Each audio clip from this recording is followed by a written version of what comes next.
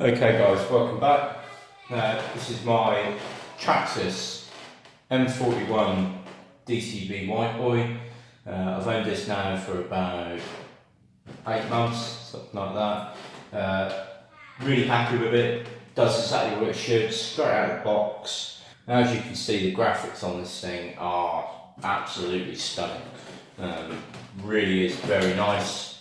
You've got a nice bit of detail in the cockpit. Again, I haven't added any of this. This is exactly how you get it out of the box. Come to the inside here. Now, the only addition is my battery holder for a PP3 9-volt battery. If I plug that in now, I'll be able to show you my lights. So my front light is going to get replaced. It's not very bright. I think I've got a breakdown in a component in there, but the rear light is more like what they should be. So it looks very nice on the water. Just move you over so you can see the inside of the boat there a lot clearer. Okay, so it's a very clean, tidy setup inside. There's not a lot to this whatsoever. So I run this on 6S LiPo, so 2 3S LiPos in series, which gives me 6S. Now, with it being a boat, they have a very high discharge rate. So this, when I put an amp meter on it and ran it, was hitting an average of 143 amps, which is huge. You know, the ESC is only rated to 150, so you're right sort of on the edge. So you need some high capacity batteries. So I bought these specifically for it. I've been running these for the whole time I've had the boat. They're 50C constant with a 95C burst from Overlander, soft cells. As you can see, there's absolutely zero puffing or anything on these. I will also run these in my X-Max, so they've had a bit of a beating. Okay, so dead simple setup. So steering servo, coming through, you've got your receiver box, which is waterproof, ESC, which is waterproof. You've got a cooling pickup that runs through the ESC and then through the motor and out the side. So you've got this cooling jacket on the motor as well, and a brushless motor. Now, I have some people do modifications to the rudder and put dual pickup going, so you've got a separate pickup going to the ESC and the motor. The theory behind that being that you don't then have warm water from the ESC passing over the motor. I've had zero heat temperature, zero heat issues with this since day one, including running it in the summer. So I've got no intention of doing a modification like that. I've seen one of these where someone has done various modifications and it didn't actually perform quite as well. So the batteries are held in with battery straps each side. I'll plug the batteries in now and power this up. Now, this doesn't have an on-off switch, so just bear in mind that when you plug this battery in, you're turning it on, so keep your fingers clear of the prop. Okay, so those beeps, just counting the cells. That last beep is just series of 3, is just a system check to check that's running okay. And then so we have steering now. The only thing I might do in the future is upgrade the steering servo to a slightly faster one. So that's the maximum speed. As you can hear, serious power. This does have reverse. It's about 50% reverse. You don't really need reverse on a boat, but it's got it. Okay, I'll turn that off now.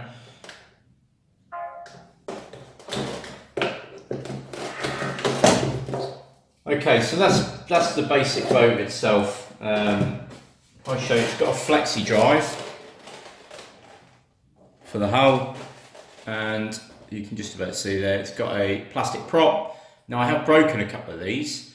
I think it was a bad batch of props because I've had a friend that had similar issues. This one now has been on it 6 months with no problems, so I think it was just a bad batch. So whilst it's off, stand, very basic stand. I'm not going to sing the praises of the stand. That could be a lot better, to be totally honest. So the last thing now, I'm just going to run through with you quickly how to do the maintenance on this, because it is so quick and easy. It really is. So it's a case, you come in here, you take off this plastic shroud. That allows you to get to these two nuts. If I bring you down a little bit lower, make sure that you can see exactly what's going on in there. Right, so you got these two here. Now Traxxas supply, because they're good old boys, a pair of 10mm spanners for doing the job. Normally I use my own tools, but actually these are perfectly adequate for doing the job. So, you'll come along and all you do is just loosen them a couple of turns. You don't need to go crazy. Once you've done that, that will then allow us to pull the prop shaft out. So you pull that right out.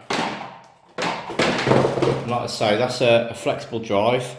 Now on this end here, you've got this little washer. So you need to be really careful with that you don't lose that, pull that off. That is quite important. Okay, so now that's off, what I'm going to do is I just rub the old grease off. You don't need to go too crazy. And then you recoat this with marine grease, which is very cheap and fairly common. Traxxas also provides a tube of marine grease with it. Now I use this normally, so once the Traxxas one's run out, that's what I'll use. You're more than welcome to buy the Traxxas one, but this small tube costs more than what the big tube does, and it's the same stuff.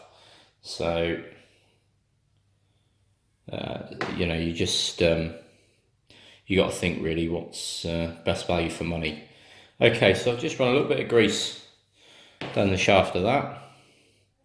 All I do is just rub it in a little bit with my fingers. Now be careful when you're doing this, because certain oils and greases can be carcinogenic. This one isn't, but if you're using other stuff, just be careful with that. Okay, so now that's done, I'm going to slide that back in. Now, that's what you'll see is that will come out in this small little gap in here. So push that in. That should pull that nut back. So it's just come up there. Okay. And then it just gives you a little bit of excess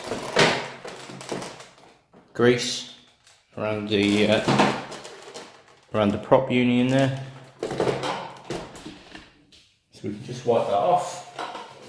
And then all you simply need to do is tighten these two up, and that will clamp down onto the flexible shaft.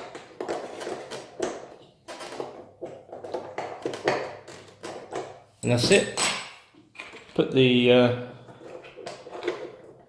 guard back on. This is just to stop any grease flying up really, and that's it. Now the only other piece of maintenance that I recommend doing is if you've run it in salt water, you flush it out with fresh water. And just generally, if you're running somewhere where you're not sure about the cleanliness of the water, just give it a flush over with fresh water. Make sure you dry it out well afterwards. If necessary, you can leave the top off or leave it loose like so. That's what I commonly do to let it all dry nicely. But other than that, it's good to go. You do that every 2 runs. So every 2 sets of batteries that you put through it, you need to do the greasing routines, which, let's face it, it's not exactly very often. It's not a very long job, sorry. So it's nothing really to be concerned about. Okay, so that's that. I hope you enjoyed that. There'll be some running videos of this boat coming very shortly as the weather's improving now. I'm hoping to maybe get out this coming weekend with it. So hopefully you'll see some more videos of this thing running, hitting about 50-55 miles an hour. So keep an eye out for that. Right, thank you. Please subscribe. Hit the bell button for notifications for future videos. Feel free to check out some of my past videos as well. especially for videos of this boat if it's something that you're into. But like I say, for a complete beginner could buy this, take it out of the box, and have some serious fun. Thank you.